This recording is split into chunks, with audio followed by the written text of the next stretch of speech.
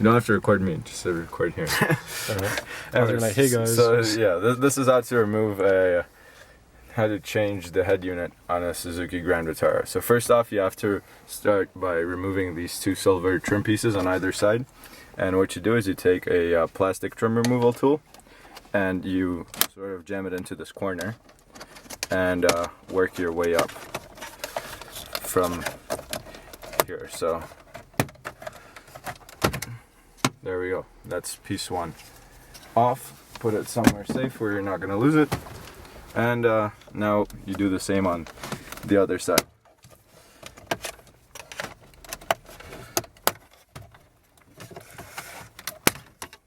There we go. That's done. Now you're gonna have to unscrew these 4 screws that hold your factory head unit in place. 1, 2, 3, 4. Now you want to put these somewhere safe. I recommend a small organizer box, but I don't have one on me right now, so I'm just gonna put it in the center console right here. You have to remove the screws that hold the HVAC unit in place as well. Alright, cool. That all comes out as one unit now. Now, what you do is you have to... there are 2 more screws on the back. One here, and one on this side. Right here where my pinky is. And I think they're the same ones as the ones that I just removed, so you need to go in with a Phillips screwdriver from the back and undo it. Right. From what I can see, most of these screws, they're the same size. Okay, this one's slightly different, but that shouldn't be too much trouble to figure out in the end. What you need to remember is that the ones that went in from the back, they have a flat end as opposed to a pointy one. Right, so it turns out there's 4 more screws that hold the head unit in place, and there are 2 of these metal brackets on either side, one here and one here, and 2 screws on each side which bolt to the actual CD receiver. So film here. Alright, so film this. In our case, someone already tried fixing the head unit, and when they put it back together, these 2 screws and the ones on the other side were way too tight, and I actually started damaging the screw. Like, as you can see, it's sort of twisted almost like a swastika instead of a cross. So I'm just gonna drill right through it. Notice at this point that we took the HVAC panel and the head unit out of the car. And to do that, you need to remove a gray clip that connects to your HVAC panel, the blue clip that connects to your head unit, as well as the antenna that plugs into the factory head unit. Right, so in order to remove these sort of stripped and very seized bolts, what I decided to do is to drill the head of the stud right off. And the way you do that is by taking a small drill bit at first and drilling a pilot hole, and by small I mean around 3 millimeters in diameter. Then you move up to a bigger drill bit, and the drill bit should be thicker than the actual screw itself. So in this case, I think I took like a 10 millimeter drill bit, something like that, and eventually you'll make a hole that's big enough to have the pan head pop right off. And you do that 4 times to get all the 4 screws off. Hopefully in your case you won't have to do it because yours weren't tightened to the point of them seizing. But yeah, in case they were, that's how to fix it. Yeah, so after that, this whole bracket comes off and it disconnects from the HVAC unit. And what you need to do subsequently is take your new fascia, which is this.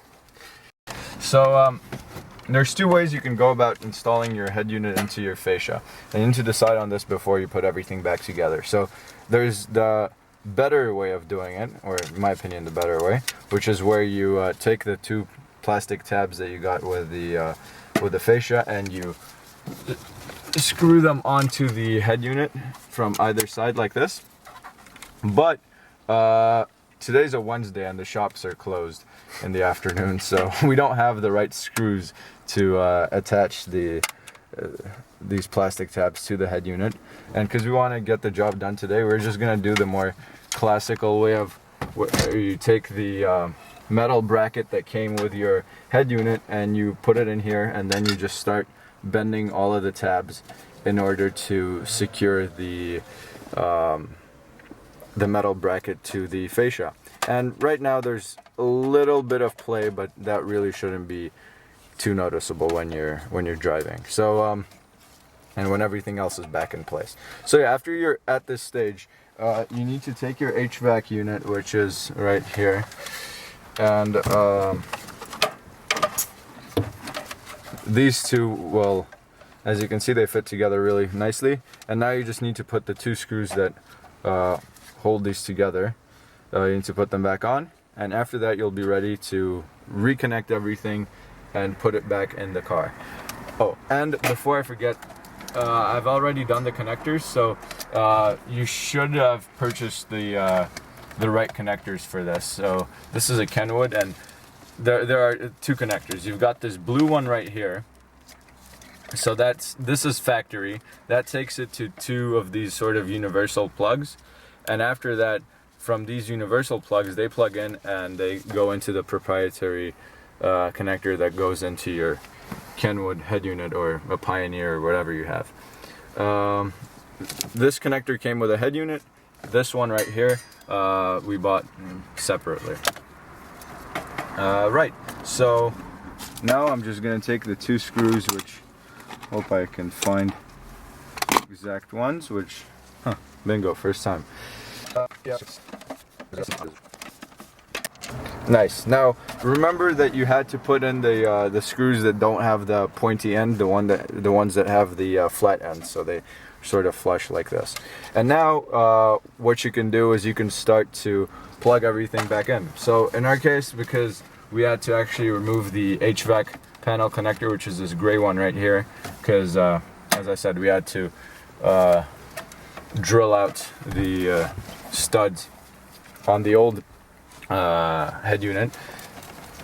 We're gonna connect that back into here, and then the rest of these wires can just be pulled through the DIN port here. And now this is the antenna cable. Don't want to lose that in there either. Right, now that should be good to connect back up to the rest of the dash, which it seems to fit quite nicely.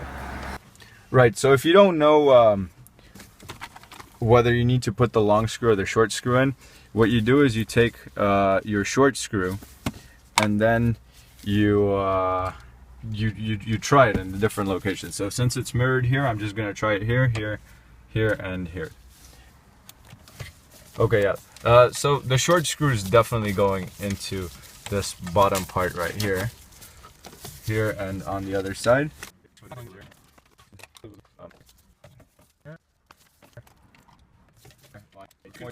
It all fits, and it actually looks quite nice, except for the fact that the texture of the fascia is slightly different from the texture of the original dash, but no biggie.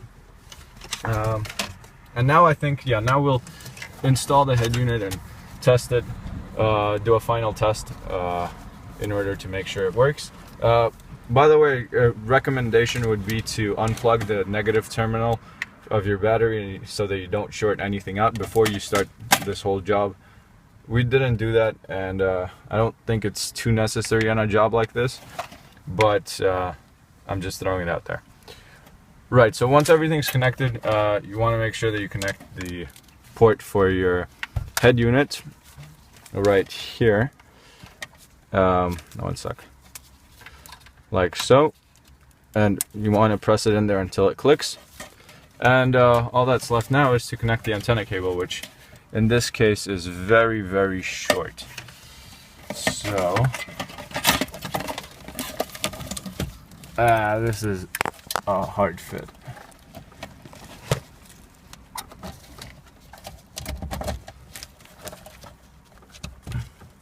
Okay, that's in there. Now you push all of the excess wires in, and by the way, these are labeled. So for example, this is the antenna control in case you've got what's it called, a retractable antenna. This is sort of a remote control, and I think this one of the antenna control is also used for the subwoofer in case you have one, but we don't. So in our case, that should just slide in like so, and if you turn the car to accessory, that switches on and it should play something. English, yes, demo off, standby. Now some terrible Greek music is going to start playing. That's not bad. it plays. There we go. It's a bit choppy, but I think that's because the radio is not perfectly adjusted. Anyways, so that's on and it plays, and life is good. Right, now all that's left to do is to attach one of these front plates on, and I think I'm gonna go with the one that was originally, and actually no, I can't go with the one that's originally intended for the fascia because some of the metal tabs are obstructing it. So I'm going to go with the one that was originally intended for the head unit, and make sure I'm putting it on the right way. This is the one that came with the head unit, yeah. And that's good now. And so the final step of the process is to put these gray flowing trim pieces back on, which they should just press into place. So since I finished with the top before, I'm going to start with the top now. Okay, bump, and that's good. And the second one should go in quite easily too. So once you've kind of lined it up, you can start fitting it all back together. And there we go. Make sure all of these tabs line up with their respective holes first, and then press it all together, because if you press it in too hard at first, then the next tabs won't actually go into their correct ports. And now all of this is assembled, the head unit works, and life is good. I hope you found this helpful, and thanks for watching.